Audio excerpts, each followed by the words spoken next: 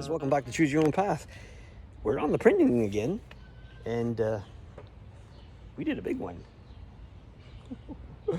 This is the Gears of War chainsaw gun. It's crazy. Now, you're looking at about a good week's worth of printing. A lot of seams. It's not perfect, but it's going to look good. So I'm going to start this off with putting some of this plastic dip on it. I'm just going to spray it down. I don't have 3 hands, so I'm going to have to do this, and I'll show you what it looks like in a bit. All right, guys, we ran out of the plastic dip, but we covered a good portion of it, so we just used a normal primer, and that's just going to fill in a little bit of the cracks.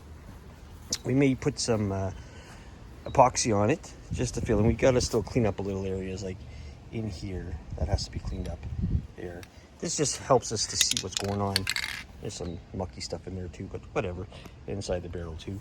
But this is going to be basically a showpiece. Just something, you know, cosplay, I guess.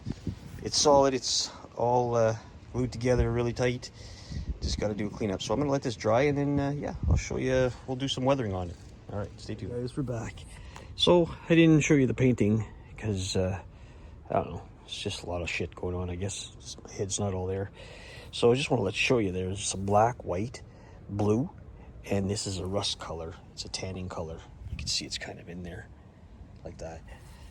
And it's got about 2 clear coats of spray on it.